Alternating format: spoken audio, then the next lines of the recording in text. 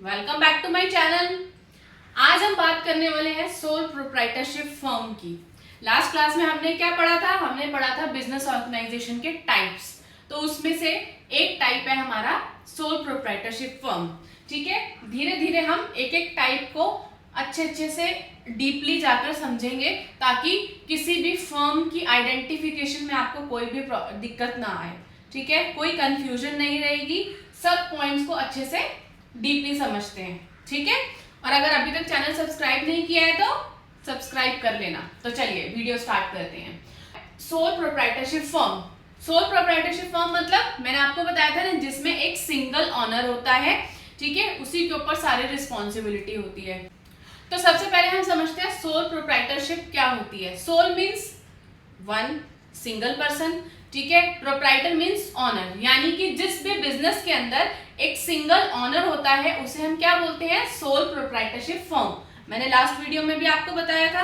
ठीक है, तो सबसे पहले आते हैं हम इसके फीचर्स या कैरेक्टरिस्टिक्स पर, यानी कि किन पॉइंट्स को देखकर हम ये पहचानेंगे कि ये हमारा सोल प्रोप्राइटरशिप फर्म है।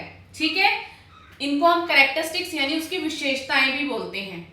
उसमें हमारा फर्स्ट आता है इंडिविजुअल ओनरशिप, यानी कि हमने अभी क्या पढ़ा था? हमने पढ़ा था कि सोल प्रोप्राइटर कौन होता है? Sole proprietor is the single owner of the business. ठीक है, तो यहाँ पर ये पॉइंट हमारा वही बोलता है इंडिविजुअल ओनरशिप, यानी कि एक सिंगल पर्सन की ओनरशिप होती है। उसी का काम है पूरे बिजनेस को मैनेज करना, सारे रिस्क को लेना, सारे प्रॉफिट्स को लेना। ठीक है, सेकेंड आता है हमारा no sharing of profit and risk, यानी कि जिसमें हमारा प्रॉफिट और रिस्क की शेयरिंग उसने किसी के साथ भी नहीं करनी। ठीक है, पूरा प्रॉफिट और पूरा जो लॉस है वो किसका होगा? वो सिंगल पर्सन का होगा जिसने कि बिजनेस के अंदर इन्वेस्टमेंट की है, अपने पूरे स्किल्स को लगाया है और बिजनेस को स्टार्ट किया है। ठीक है, थर्ड पॉइंट है हमारा सेल्फ एम्प्लॉयमेंट। सेल्फ एम्प्लॉयमेंट क्या मतलब? अब मैं अगर किसी भी बिजनेस की सिंगल ऑनर हूं तो मैंने क्या किया? अपने आप को एम्प्लॉयमेंट दिया। ठीक है, सेल्फ एम्प्लॉयमेंट यानी कि मैं अपने खुद के लिए काम कर रही हूँ, मैं सेल्फ एम्प्लॉयड हूँ। तो ये सेल्फ एम्प्लॉयमेंट हमें क्या बताता है? जब भी कोई पर्सन खुद के लिए काम कर रहा है, खुद की प्रोग्रेस के लिए अपने बिजनेस के अंदर काम कर रहा है, that is called the self employment. ठीक है, मैंने आगे लोगों को हायर किया, वो सेल्फ एम्प्लॉयड नहीं होंगे। क्यों? क्योंकि उनको मैंने हायर किया है, वो मेरे अंडर काम कर रहे हैं। ठीक है, मैं सेल्फ एम्प्लॉयड हूँ। सेल्फ एम्प्लॉयमेंट मैंने खुद को दी है क्योंकि मैंने अपनी कैपिटल इन्वेस्ट की है, मैंने अपने स्किल्स इन्वेस्ट किए हैं और इस बिजनेस को स्टार्ट किया है। ठीक है, उसके बाद आता है हमारे पास fourth point minimum government regulations, यानी कि इस ऑर्गेनाइजेशन में गवर्नमेंट रेगुलेशंस बहुत मिनिमम होती है। सिंपल सी कुछ फॉर्मेलिटीज होती है, बस उन्हीं को पूरा करना होता है, उसके अलावा कोई रिक्वायरमेंट नहीं होती। तो इस बिजनेस को स्टार्ट करना बहुत ईजी होता है। ठीक है ना, तो इसीलिए सबसे पहला जो है, अगर एक पर्सन को बिजनेस करना होता है तो वो सोचता है कि मुझे तो सोल प्रोप्राइटरशिप फर्म ही स्टार्ट करनी चाहिए। उसके बाद आता है हमारे पास unlimited liability. Unlimited liability means यानी कि एक सिंगल पर्सन है जिसने अपनी कैपिटल इन्वेस्ट की है बिजनेस के अंदर, जिसने अपने स्किल्स इन्वेस्ट किए हैं बिजनेस के अंदर, बिजनेस को स्टार्ट किया है। अब बिजनेस के अंदर प्रॉफिट होगा, लॉस होगा, किसकी लायबिलिटी है? वो उसी सिंगल पर्सन की लायबिलिटी है। बिजनेस में एम्प्लॉयज कैसे काम कर रहे हैं, वो किसकी लायबिलिटी है? वो भी उस सिंगल ऑनर की लायबिलिटी है कि वो अपने वर्कर्स से अच्छे से काम करवाए, उन्हें अच्छे से एजुकेट करे किसी भी प्रोडक्ट के बारे में जो जिसके लिए वो बिजनेस कर रहे हैं। ठीक है, उसी की रिस्पॉन्सिबिलिटी है कि वो अकाउंट्स भी देखे, उसी की रिस्पॉन्सिबिलिटी है वो सेल्स भी देखे, उसी की रिस्पॉन्सिबिलिटी है वो अपने एम्प्लॉयज को भी मैनेज करेगा।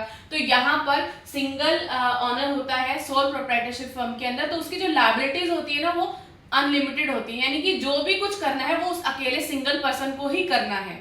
ठीक है, कोई उसको डिसीजन में हेल्प नहीं करेगा, कोई हेल्प नहीं मिलती, पूरा डिसीजन वही लेगा तो और ये बिजनेस करेगा। ठीक है, तो ये तो हो गए हमारे कैरेक्टरिस्टिक्स यानी features of business soul proprietorship firm. ठीक है, अब उसके बाद आते हैं हम उसके मेरिट्स, जिसको हम एडवांटेजेस भी बोलते हैं। अब एक सिंगल ऑनर है, उसने इन्वेस्टमेंट की है, अपने बिजनेस को स्टार्ट किया है, तो उसके कुछ ना कुछ बेनिफिट्स तो होंगे ना। तो हम देखते हैं क्या बेनिफिट्स मिलते हैं उसके।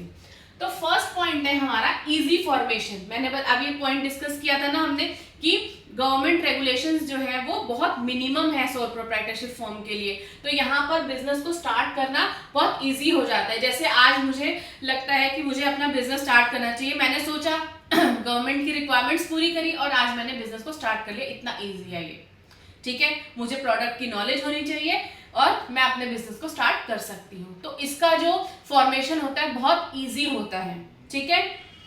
उसके बाद आता है हमारे पास क्विक डिसीजन। अब इस टाइप का जो बिजनेस ऑर्गेनाइजेशन होता है उसका डिसीजन जो है वो बहुत क्विक होता है। क्यों क्विक होता है? क्योंकि उसमें ऑनर कौन है? सिंगल पर्सन है।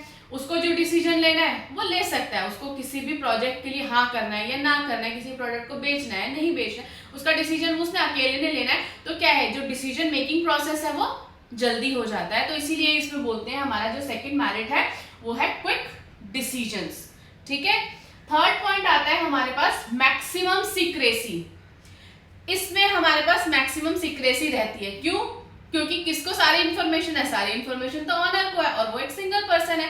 वो जब तक किसी के साथ कुछ चीज डिस्कस नहीं करेगा तब तक किसी को पता नहीं चलेगी कि उस बिजनेस में क्या चल रहा है, या कोई कुछ ऐसा प्रोडक्ट वो लॉन्च करने वाले हैं या किसी भी प्रोडक्ट को वो हटाने वाले हैं अपनी कंपनी से। तो इस तरह के जो सीक्रेट पॉइंट्स होते हैं वो किसी को पता नहीं चलेंगे जब तक वो ऑनर किसी को नहीं बताएगा। तो मैक्सिमम सीक्रेसी रहती है, ठीक है ना। तो क्योंकि सिंगल पर्सन है, वो सारे जो डिसीजंस होते हैं जो अपने हाथ में रखता है, अपनी इंफॉर्मेशन को अपने पास रखता है।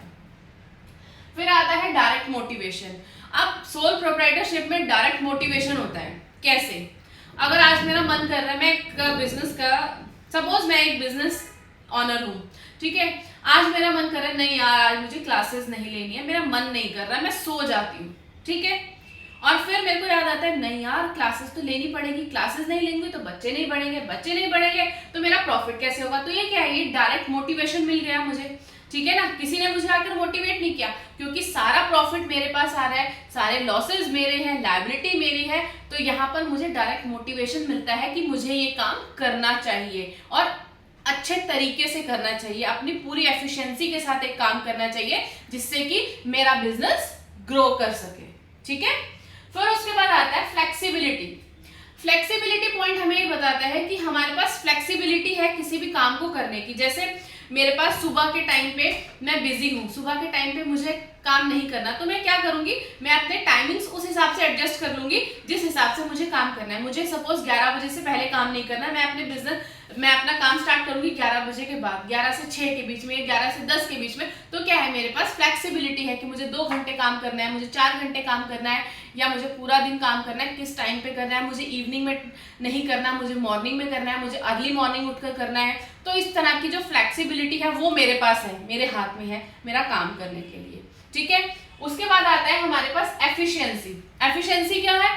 एफिशिएंसी मींस अब इस बिजनेस के अंदर काम मैं अच्छे से कर रही हूँ, मुझे पता है मेरा प्रॉफिट मेरा है, मुझे किसी के साथ शेयर नहीं करना, मेरा लॉस मेरा है, मुझे किसी के साथ शेयर नहीं करना। तो मैं क्या करूंगी, अपनी पूरी 100% एफिशिएंसी के साथ काम करूंगी जिससे कि मेरा बिजनेस ग्रो करे, ठीक है ना। अभी मैं यहाँ पर ये नहीं सोच सकती ना कि मैं चल ठीक है ना यार, ये एग्जाम्पल नहीं दिए बच्चों को तो क्या हो गया, कोई बात नहीं, बिना एग्जाम्पल के पढ़ा देते हैं। नहीं, मुझे क्या करना है, मेरे पास डायरेक्ट मोटिवेशन है, मैं क्या करूंगी, अपनी पूरी एफिशिएंसी के साथ आप लोगों को पढ़ाऊंगी ताकि मेरा बिजनेस ग्रो कर सके, ठीक है ना।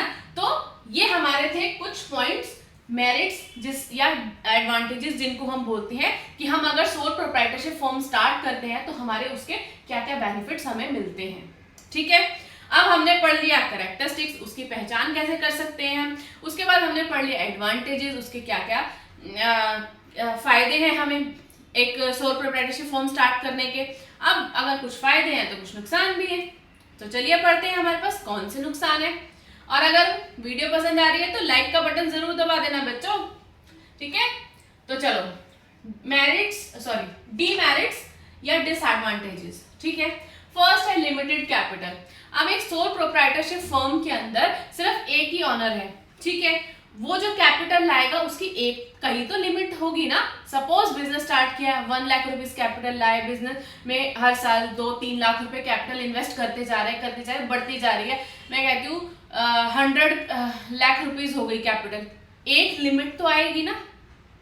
हम 1000 करोड़ या 1000 मिलियन कैपिटल लाने के लिए हमें बहुत टाइम लगेगा। तो हम इसमें ये पॉइंट हमें बताता है कि सोल प्रोप्राइटरशिप फर्म के अंदर सिर्फ एक पर्सन है, कैपिटल लाने वाला एक पर्सन है, तो वो कहीं ना कहीं तो उसकी लिमिट होगी ना, कि जहां पर वो इतनी ही कैपिटल ला सकता है, बहुत ज्यादा इन्वेस्टमेंट नहीं कर सकता वो, ठीक है ना। उसके बाद आता है हमारे पास लिमिटेड मैनेजरियल स्किल। अब इसमें क्या है कि एक सिंगल ऑनर है और उसके पास एक्सपर्टाइज एक ही चीज की है, तो मैनेजरियल स्किल्स जो है वो लिमिटेड होंगे ना उसके पास। वो अगर अकाउंट्स भी देख रहा है, वो सेल्स भी देख रहा है, वो अपने एम्प्लॉयज को भी देख रहा है, ठीक है ना। लेकिन हो सकता है ना कि उसकी सेल्स में उसके पास इतनी नॉलेज ना हो, ठीक है। हो सकता है फाइनेंसेस की नॉलेज ना हो सकता है एम्प्लॉयज को मैनेज करने की जो स्किल्स है वो उसके पास प्रॉपर ना हो। तो क्या है, एक पर्सन है तो उसके पास जो स्किल्स होंगे, यानी उसके जो मैनेजरियल स्किल्स होंगे वो तो लिमिटेड ही होंगे ना। उसको 1 2 3 4 उससे और भी ज्यादा स्किल्स की जरूरत होती है बिजनेस ऑर्गेनाइजेशन के अंदर। हो सकता है उसके पास 10 स्किल्स हो, 15 स्किल्स हो, लेकिन लिमिट तो है ना। 50 स्किल्स तक पहुंचने के लिए उसको बहुत टाइम लगेगा, धीरे धीरे चीजों को सीखेगा तो वो 50 तक भी पहुंच सकता है। लेकिन यहाँ पर ये डीमेरिट है कि जब बिजनेस को स्टार्ट करते हैं तो जो पर्सन जो काम कर रहा है वो सब मैनेज करने के लिए उसके पास जो स्किल्स होते हैं वो लिमिटेड होते हैं। एक लिमिट तक ही वो अपने स्किल्स को यूज करके मैनेज कर सकता है, ठीक है। उसके बाद आता है अनलिमिटेड लायबिलिटी। हमने पहले भी पढ़ा था। अनलिमिटेड लायबिलिटी क्या होती है, एक पर्सन है उसी के ऊपर सारी रिस्पॉन्सिबिलिटी है। उसने अपने सेल्स डिपार्टमेंट को मैनेज करना है, फाइनेंस डिपार्टमेंट को मैनेज करना है, अकाउंट्स डिपार्टमेंट को मैनेज करना है, उसने अपने एचआर डिपार्टमेंट को मैनेज करना है, उसने अपने एम्प्लॉयज को मैनेज करना है, उसने अपने ड्राइवर्स को मैनेज करना है, उसने अपने जो पर्सनल असिस्टेंट्स है उनको मैनेज करना है। तो सबको मैनेज करना है उसने। अब अनलिमिटेड लायबिलिटी है।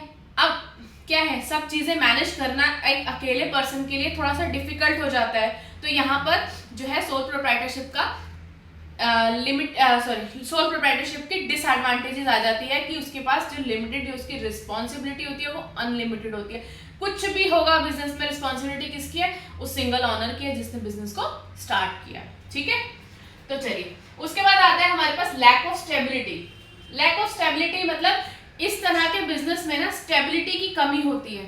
अभी जैसे मैं बिजनेस की ऑनर हूँ, मैं बिजनेस चला रही हूँ, अभी मैं बेड रिडन हो गई सपोज, ठीक है। तो मेरा बिजनेस को कौन देखेगा, मेरी डेथ हो गई तो मेरे बिजनेस को कौन देखेगा।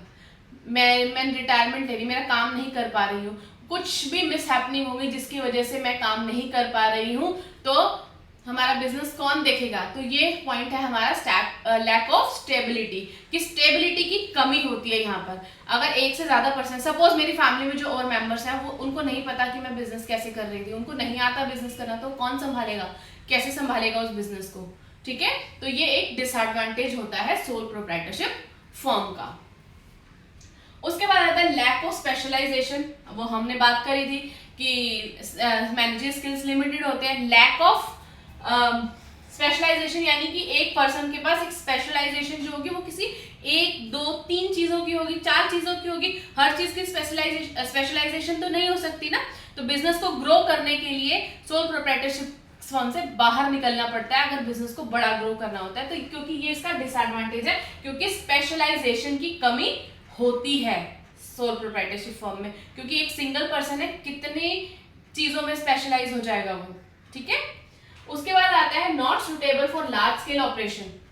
मैंने अभी वही डिस्क्राइब कर दिया आपको। ये लार्ज स्केल बिजनेस ऑपरेशंस अगर आपको मैनेज करने हैं तो उसके लिए सोल प्रोप्राइटरशिप फर्म जो है वो काम नहीं करती। उसकी वो यहाँ पर, क्योंकि उसमें लिमिटेड रिसोर्सेज होते हैं, लिमिटेड कैपिटल होती है, लिमिटेड स्पेशलाइजेशन होती है, लिमिटेड मैनेजर स्किल्स होते हैं। तो अगर आपको बहुत बड़ा बिजनेस कोई करना है तो उसके लिए आपको यहाँ से सोल प्रोप्राइटरशिप फर्म से बाहर निकलना पड़ेगा। या तो आपको पार्टनरशिप फर्म स्टार्ट करनी पड़ेगी या आपको जॉइंट स्टॉक कंपनी बनानी पड़ेगी। किसी भी तरह से इस बिजनेस से बाहर निकल के आप लार्ज स्केल बिजनेस को कर सकते हैं, क्योंकि ये क्या है, ये एक लोकल लिमिटेड टाइम तक रहे, लोकल एरियाज में डेवलप रहेगा, ठीक है। उससे आगे आपको बढ़ाना है, आपको हर कंट्री में, हर स्टेट में, सपोज अपनी ही कंट्री है, किसी स्टेट, हर स्टेट में आपको बिजनेस स्टैब्लिश करना है तो आपको ज़्यादा लोगों की ज़रूरत होगी। सोल प्रोप्राइटरशिप फर्म ये इतने बड़े स्केल पर काम को नहीं कर पाती है, ठीक है। तो ये थे हमारे पास सोल प्रोप्राइटरशिप फर्म का डिस्क्रिप्शन, जिसमें मैंने आपको कैरेक्टरिस्टिक्स बता दिए, मेरिट्स डीमेरिट्स बता दिए, ठीक है ना। तो अब क्या है, एग्जाम में जो भी पॉइंट्स आएंगे आपको इन्हीं में से आएंगे। अब एग्जाम में एक तरह का क्वेश्चन आता है, differentiate between soul proprietorship firm and partnership firm, ठीक है। तो उसमें क्या है, आप इन पॉइंट्स को अच्छे से याद करो तो आपका वो एक क्वेश्चन भी पूरा हो जाएगा। जब मैं आपको नेक्स्ट वीडियो में पार्टनरशिप फर्म बताऊंगी, पार्टनरशिप फर्म के फीचर्स, मेरिट्स, डीमेरिट्स आप लिखो और उन्हीं को इसके साथ कंपेयर कर दो, तो वो आपका बन गया डिफरेंस बन गया, ठीक है ना। तो इस तरह से इन पॉइंट्स को करना बहुत जरूरी है, इनको समझना बहुत जरूरी है। ये समझ में आपको आ गए तो आप कोई भी क्वेश्चन अगर आता है कहीं से भी उसको इजीली कर सकते हो, ठीक है। तो चलिए, अगर वीडियो पसंद आई है तो क्या करना है, लाइक, और अगर चैनल सब्सक्राइब नहीं किया है तो सब्सक्राइब कर लेना। तो मिलते हैं अगली वीडियो में, बाय बाय।